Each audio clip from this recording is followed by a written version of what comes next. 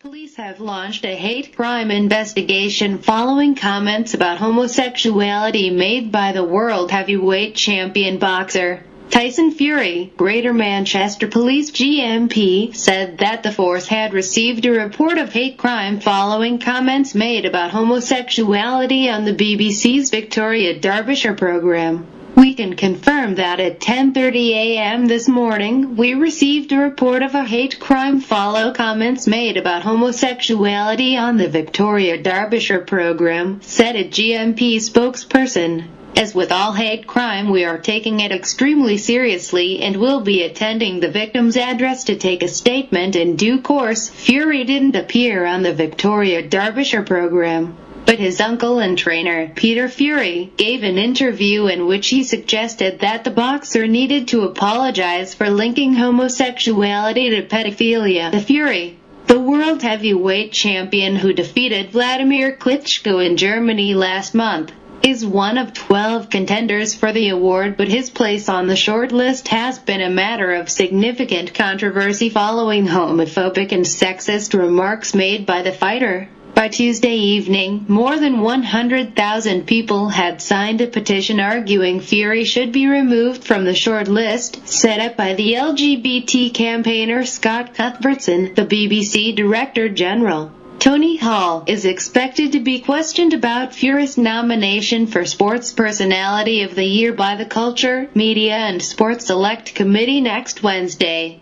Tyson Fury should stay on Spotty's shortlist despite the Ferrari Marina Hyde Redmore. Lord Hall is due to attend the Select Committee to discuss the BBC's charter renewal, although his appearance has yet to be formally announced, but he is also set to face questions regarding the corporation's decision not to remove Fury from the running. The 27-year-old has defended comments made about the Olympic heptathlon champion Jessica Ennis-Hill when he said she looks good in a dress and slaps up good, adding that a woman's best place is in the kitchen and on her back. He also appeared to compare homosexuality to pedophilia. John Nicholson, the SNP MP, member of the Culture, Media and Sports Select Committee and a former BBC presenter, has written an open letter to Hall urging the corporation's Director General to drop Fury from the short list. He wrote, "By nominating Mr. Fury, the BBC endorses his view that he's a role model. Moreover, it would subsequently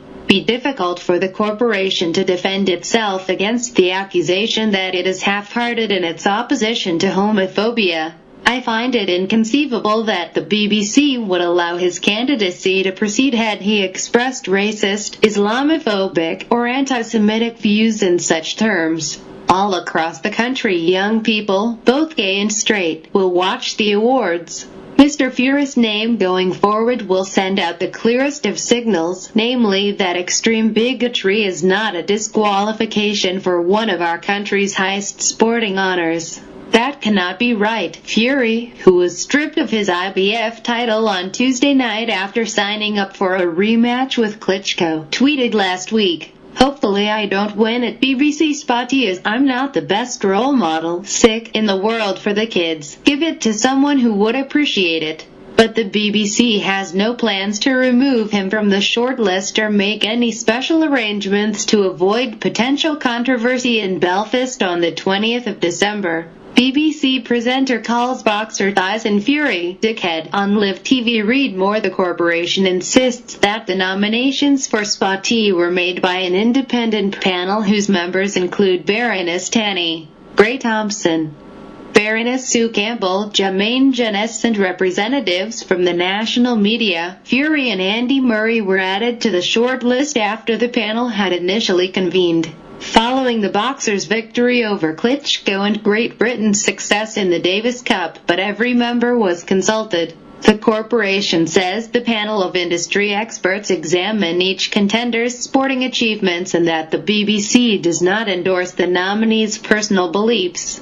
One aspect of the judging criteria is listed as taking into account impact over and beyond the sport or sporting achievement in question. The BBC apologized on Tuesday after the presenter Clive Myrie described Fury as a dickhead during a live TV newspaper review on Monday night. Myrie looked at his watch. decided it was after the watershed and said, "You cannot be a dickhead and win the Sports Personality of the Year," a BBC spokeswoman said. "We apologize to any viewers who were offended by the language Clive Myrie used during a discussion on the late-night pay-per-view on the news channel." Wow, Tyson Fury will live in infamy. I tell you what, yeah, like, good news, bad press, just keep writing about him. Tyson Fury has become a viral sensation, good or bad. Everyone knows about him. Not just winning the heavyweight championship of the world. He's blatantly, he's in everyone's lips right now. Ronda Rousey, Holly Holmes was big. This is huge because he's the heavyweight champion of the world as well. And like heavyweight champions before him, Muhammad Ali, Joe Louis, and all the other guys before him, yeah, they you know, more Muhammad says some stuff that ruffle some feathers. Now he says some stuff in this day and age, you basically say them sort of stuff, you get in trouble. But that's what he believes, and he said it.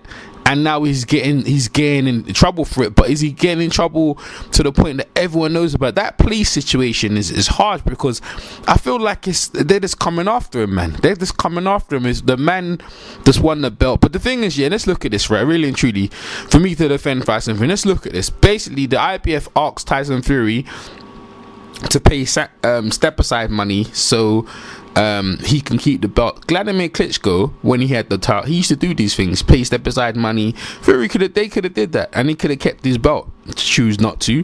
Furthermore, you just win the world title, great. You know, you're dissing all the non-believers, fine.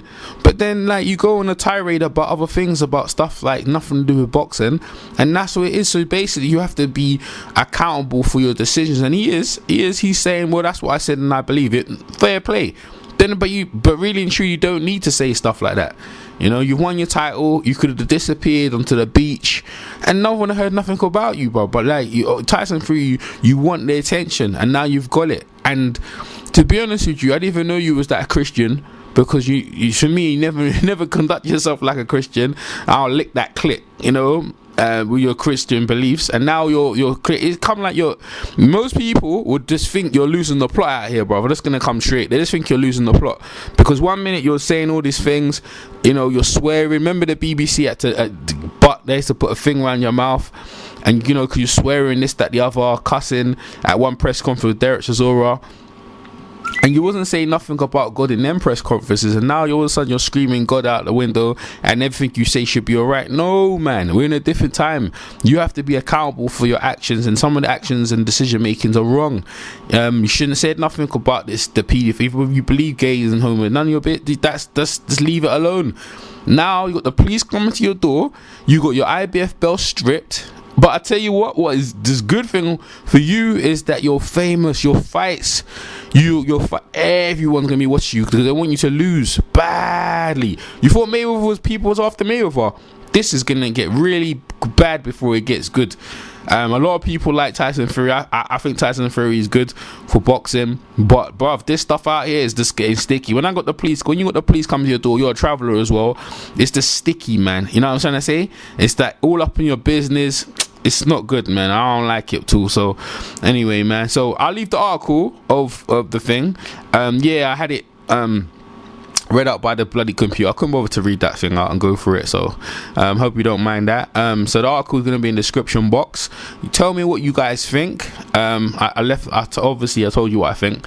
You know, Tyson Fury, he's going to have to embrace it and lump it and decide what you're going to do, man, and that's that. So anyway, leave your comments in the comment section. I'm EJ Boxer Live. Catch you next one. Peace. EJ Boxer Live here. EJ Boxer Live here.